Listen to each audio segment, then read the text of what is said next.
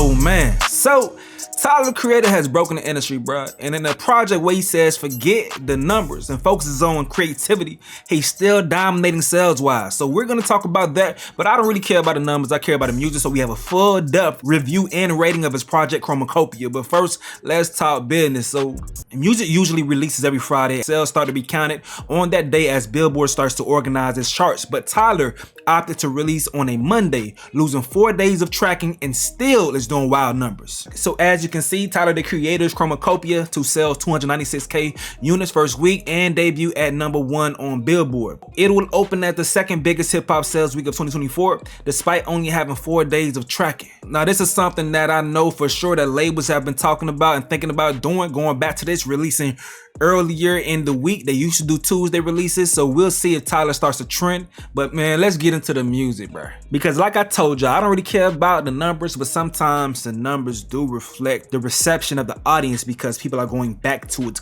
to listen to it and replaying it. Speaking of, this is like 5 days that I'm speaking to you now after sitting with this album, living with it, listening to it raw, listening to it, going through the lyrics and, you know, first projecting my thoughts, but then really diving into what Tyler's been saying. All right, so I had a little fun putting this together. I'm not trying to cheat and use other fan stories. I didn't look at any other people's videos talking about this shit. I'm coming to my own understanding of this album from listening to only what the author has produced as content. So I'm sorry if you don't agree with anything, you know what I'm saying, but this is simply my interpretation, feel me? So I look at the title of this album and I see the visuals that were used as trailers and I'm trying to make sense of it. So the name Chromakopia, I'm taking it back to grade school and breaking down the words, you feel me? The word chroma, which has to do with the purity or intensity of color or the value in comparison to white or gray. In the visuals before the album release, Tyler presents himself in a mask. Now the color grading is black and white and is pushing through the yellows a little bit, you feel me? He then leads a group of men whose faces are not identifiable into a storage bin in one clip and into a plane in another. And once the fellas are all loaded in, that man blows the shit up. And when he does that, you immediately see the color grading turns into a full, vibrant color palette, all right? Now what that symbolizes to me is that Tyler is tired of the older version of himself and he wants to add more depth and more color to his life. I think he feels like he's missing something in his life and he has things, materialistic things, but they don't mean anything. They lack in value, so he's hoping to add color to his life. So see this thing behind me right here? This is a green screen. I used a chroma key to get rid of my current background and change it to one that has more appealing colors. I think that could be what Tyler is trying to do in his life. Now the copia portion of the word. And to cope means to deal effectively with something difficult. So I think he's coping with the current position he's in. He masks his insecurities with his hubris. He compensates with confidence, a convenient sense of humor, and validates himself with the fruits of his labor. That's the materialistic things that he receives from pouring into his career. But as he's proven his colleagues wrong over and over again, the words of his mother start to weigh heavier and heavier because her wishes for his life seem to be harder to reach than any other goal of his. So I stumbled across this clip while putting this together and I'm happy because it confirms my impression of the album so far. So here what Tyler got to say, then we'll go through the track list and at the end I'll give you my rating on a scale of 1 to 5, all right? I know this new album is a little different, but this is the first album where like everything I said is true.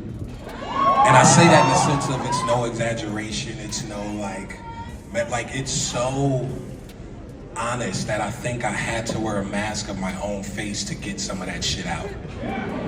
So I appreciate any of y'all that's fucking with it for real. Loaded, like I got bread, bro. I got respect, I got Grammys and shit.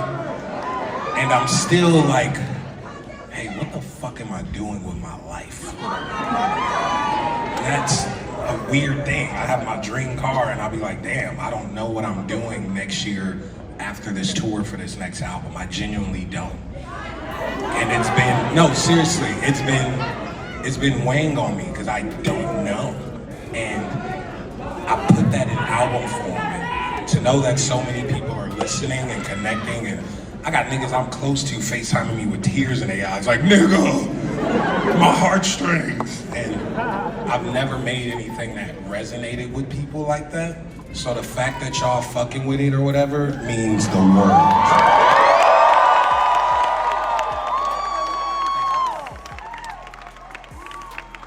For those of y'all who's kind of weird, look, you might be fucking 13 and might not understand what the fuck I'm saying, or you might gotta run this shit back, or it might be the worst shit you've ever heard in your life, and that's okay, because that's what art should do. But for those that it's hitting, I really, really appreciate y'all, because making this shit over the last 3 years.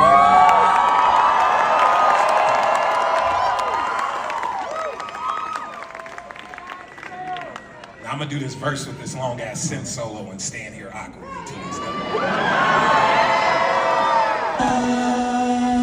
Okay, so how we doing this is a song for song breakdown where we cover the different elements of the song like production, subject matter, vocal performance, and lyrical performance and creativity. And we're gonna talk about it. We're gonna keep blasting the song with past and moving forward, alright? So Tyler starts the album off with Saint Chroma. Now Saint Chroma is an introduction to his current mind state. It features soldiers walking and that sound carries the tempo to begin the song. To me, it makes me feel anxious. It creates a sense of urgency, and I think that's the feeling that Tyler wants us to understand as he's at this point in his life, you feel me? So a voice that I assume is his mom is affirming him and referring to him as a light. He then starts rapping while whispering, and I believe that's his inner thoughts, attempting to carry on the energy that his mom instilled inside of him. But light exposes things. It allows you to see. So Tyler then looks in the mirror and doesn't like what he sees, and that's when chaos begins. That's his current life, and that's reflected in the energy that comes when the beat changes. You hear aggressive drums to symbol the overcompensation. You hear sirens to create more anxiety and heightens the sense of urgency. So he's debating on whether he should turn the light off or not. And the song features an amazing harmony by Daniel Caesar, and Tyler's in his producing bag and setting the stage perfectly. And albums that transition from song to song like this shit right here, you can't score no lower than 3.5 for me. I ain't gonna lie to you, my boy. This motherfucker cares. Tyler cares, and I appreciate that, because a lot of people don't care nowadays when it comes to creating albums. But for Saint Chroma, is it a blast to pass? We blasting this thing, dog. So the next song is Ra-Ta-Ta. Ra-Ta-Ta is the next track, alright? In my opinion, this is Tyler putting on a mask. He's at work now, in full rapper mode, braggadocious, misogynistic, capitalistic, all the buzz type shit. So the production reminds me of Backseat Freestyle from Kendrick Lamar's Good Kid, Mad City, especially with the reverb heavy snare on the third count in the bar. Producers out there, y'all know what I'm talking about, but which is crazy because he mentioned Kendrick Lamar in this song, saying he's the biggest in the city after Kenny. That's a fact now. But honestly, I'm gonna keep it G. To me, this sounds like just a conceptual way for Tyler to drop his nuts and get some of his bars off and reach for the crown as a rapper. But blast or pass, we blasting this one for sure, for sure. Now the next track on the album is called Noi. Now, oh my god, the production on this shit is insane. It's funk / rock vibe, and I love the pure sound of the instruments used. It sounds raw, and it meshes well with the subject as Tyler's beginning to peel back the layers and become vulnerable. You know, he speaks on simply being paranoid with his job, and that may play into how he deals with his interactions. We'll discuss that more, but definitely we blasting this track every single time it comes on. You know, I don't know, sometimes some company may not want to blast this one, but by myself, I'm definitely listening to this one right here. The harmonies and the production carries this one, and in case anyone was wondering, the hook features vocals of someone from Zambia saying, "When you come at my house, please be respectful because I don't like talking too much. Talking too much breeds gossip." Now Willow Smith also lended her vocals to the song. Once again, we're blasting this, and the harmonies, man, mixed with a synthesizer make it unskippable in my opinion. Now the next track, that's Darling I.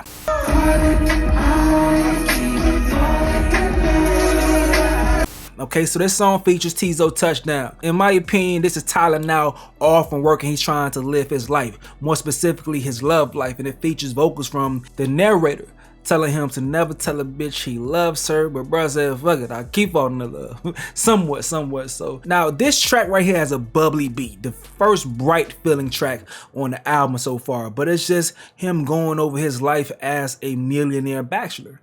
Very necessary for the plot of the album, and that's why concepts matter. If this song stood alone, it may be a skip.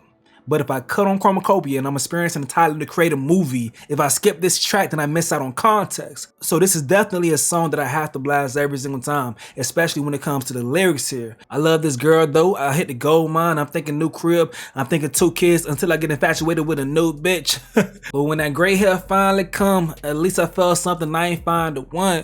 Nobody could fulfill me like this music shit does, so I'll be lonely with these Grammys when it's all said and done. You know what's funny is that he talks about needing all the different women in his life and cope with being a male hoe by saying he gets different things from different people. And I can't lie, bro, I used to be the same damn way when I was living that life, feel me, back in my bachelor days. Same way, my boy. different women serve different purposes and shit. But eventually though, I realized I still felt lonely and empty, bruh. Chromakopia. Alright, so the next track is Hey Jane. Now this track right here features smooth production as he's reflecting on a pregnancy scare and the range of emotion that's experienced from both sides, the man and the woman.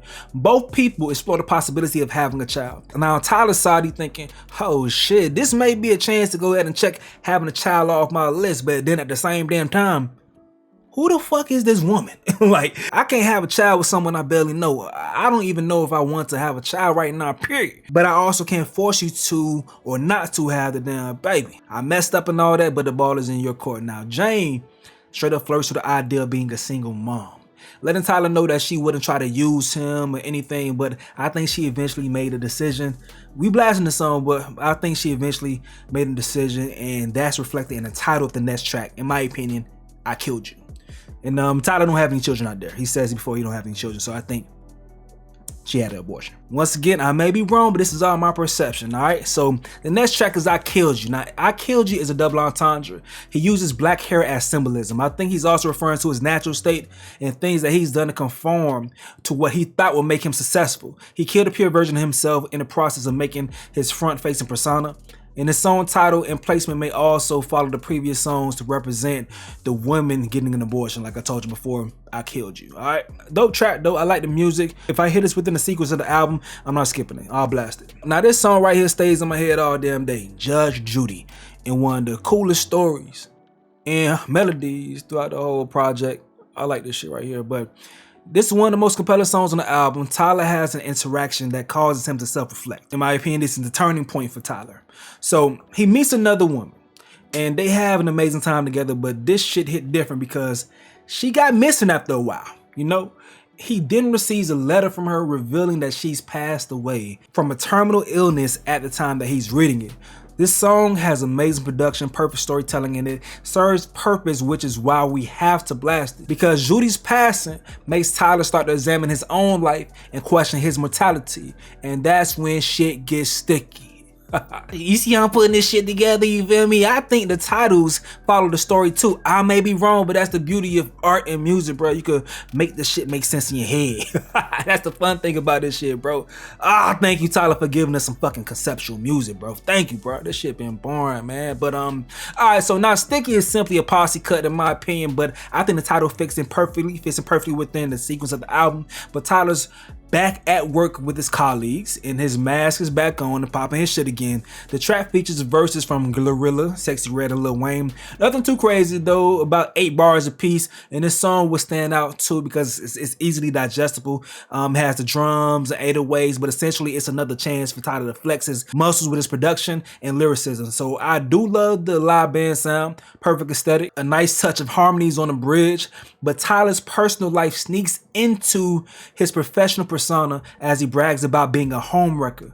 We'll get back to that later, but this is yet another track that we're gonna be blasting, you feel me? So the next track, another one, some great harmonies, man. Take your mask off. So Tyler catches himself in his normal routine of judging others, but while doing so, he walks past that mirror with his mask off and gets a chance to see himself. Remember the light I was telling y'all about?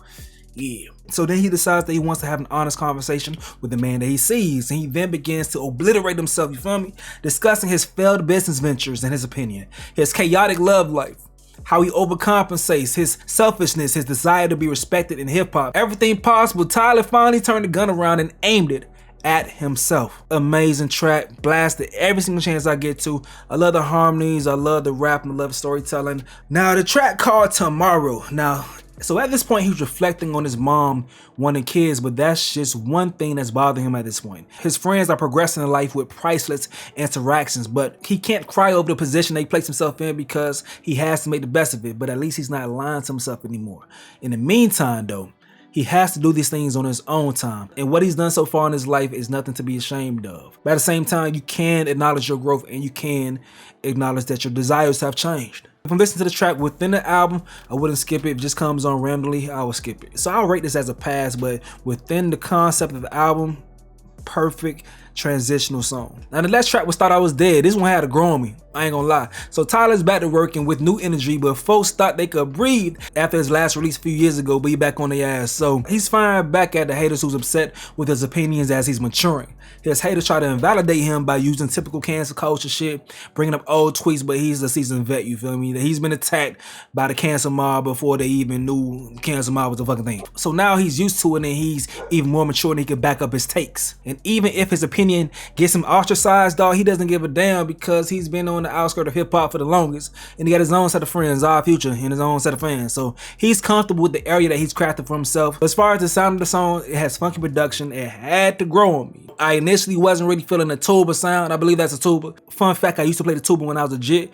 But yeah, the entire composition though, it makes it a track that I have to blast, you feel me? Shout out to Schoolboy Q, got a nice verse on there, nice flow, doing his thing, doing what he does. Now the next track is Like Him. This was another nice interlude in my opinion. You know, it features a nice piano melody as Tyler's reflecting on being intrigued with the stories his mom tells him about his father, especially with her saying that he looks like him. But at the end of the day, he doesn't even know who the fuck that man is, but he understands life and he can't judge her for putting him in this situation, especially with her raising him to be the successful man. For the music nerds out there, this one is in a 3/4 time signature. That's that 1, 2, 3, 1, 2, 3, 1, 2, 3. So yeah, shout out to Tyler for taking that risk. I can't think of many rappers that would do a song in 3/4 time signature. But this is the only pass for me. Good song, but I don't need to hear it every time I listen to the album. You know, it's past for me. Now the next track is Balloon. This song is Tyler just saying, fuck it, I am who I am. Shout out to Doechii, great energy, great tone, make this a great song to wrap up this album with, you feel me? It leads into the final song, I Hope You Find Your Way Home.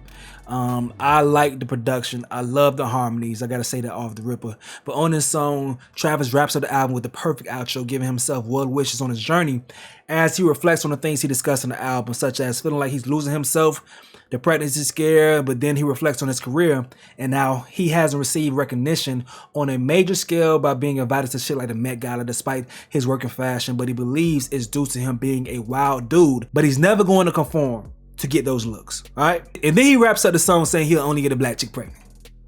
Typical Tyler shit. His mom ends the album how she began it, affirming her son, and that's that right there. Now, my rating of the album, you feel me, it's a scale of 1 to 5.